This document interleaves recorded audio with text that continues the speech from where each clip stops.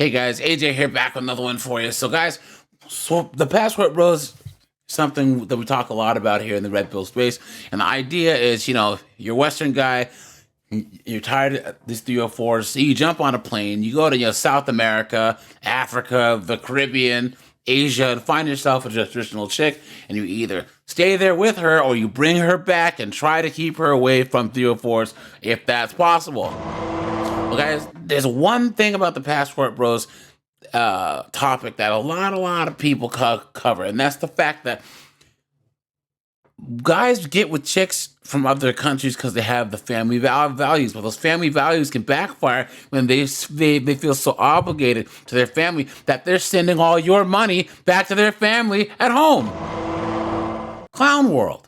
So, guys, we're gonna get into the dumpster fire known as TikTok and look at some women from other countries and how they say how their family from their home country manipulates them to giving them money.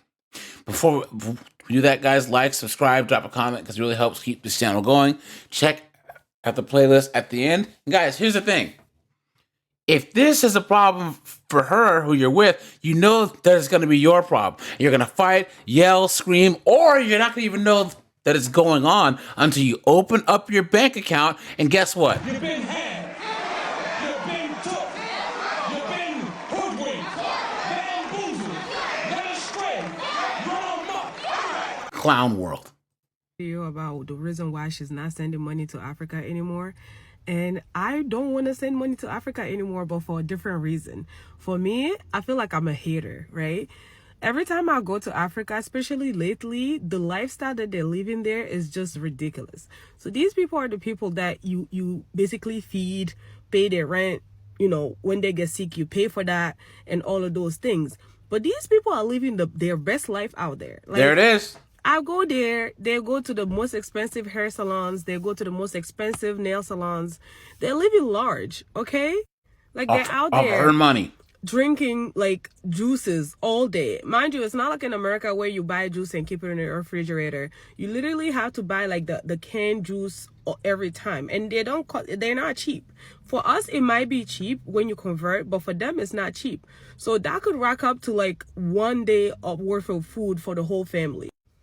They're going clubbing, buying shisha, like spending $15 on shisha. That's like $150,000 there, which is a lot of money there. So they're doing all of these things, living this, glamorous lifestyle that you don't even have in America. Look at that. And I just sit there and I look at them. I'm like, I'm the one funding like half of this lifestyle, and I don't even have this lifestyle. You know how when we're here, we're going, like sometimes you go through a rough patch or you're trying to save money for something. At least for me, when I'm trying to save money for something specific, or at times it's a little hard, I cut down on certain things, right? Like instead of getting my nails done every 2 weeks, for example, sometimes I won't even get my nails done at all, or I'll go like a month or two before I get my nails done again.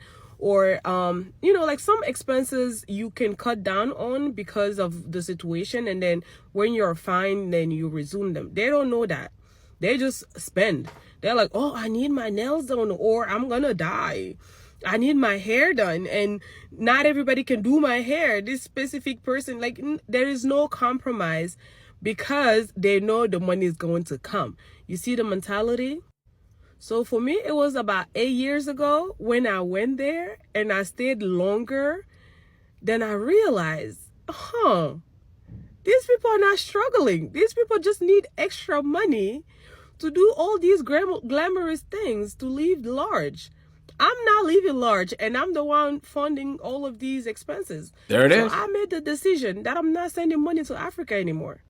So for me, it's like, unless you're really sick and I can see proof that you're sick, or something very urgent is happening, like literally something very urgent is happening, or it has to do with the children and things like that, then I will send the money.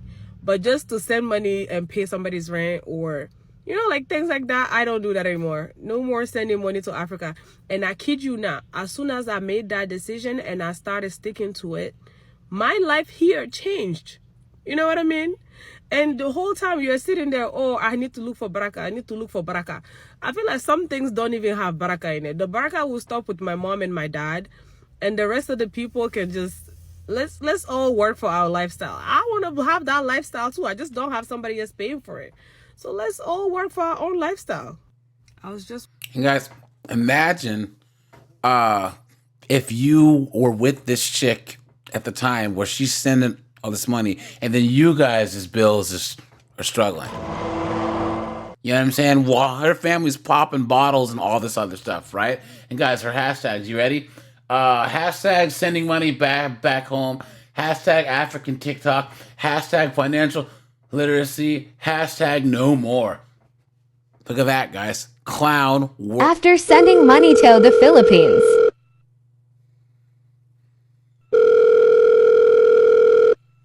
After sending money to the Philippines. Look at that, guys. So they're basically saying that their families beg them for money and then don't even talk to them afterwards. Look at that. Look at that. Clown war.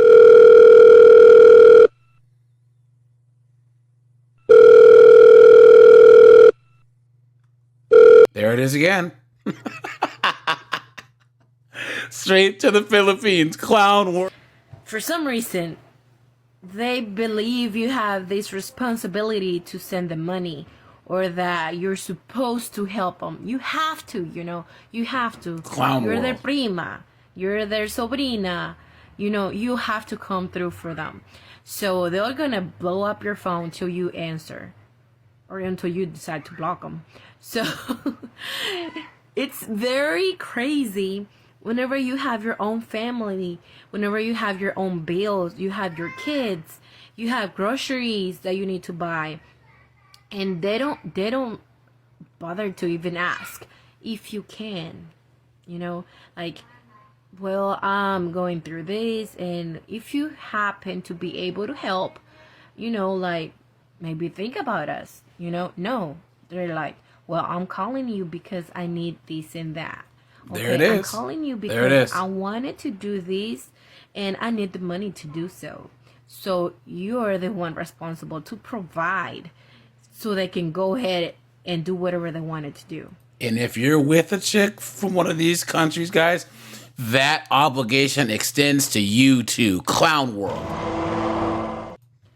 So I agree 100% to what she's saying. Do not feel guilty, because you're responsible for your own bills, for your own things, for your own family. They have their husbands, they have their own body they can use to work just as we do, so just don't bother to even answer the call if you're not gonna do so, because they're gonna keep on calling you. And if you say, oh well, maybe next time I can do it, they're gonna be calling you the next day or the next week or until you send them money. Look at that. And once you send that first time, it's a forever ongoing thing. It's not gonna stop. Recently I had a cousin reached out to my dad, and he was like, well, I felt bad, and I sent her, she was like, mándeme pa'l fresco, so if you don't know that means send me to drink to have a little drink or something, to soda, whatever. So he was like, okay, so she just wants pa'l fresco.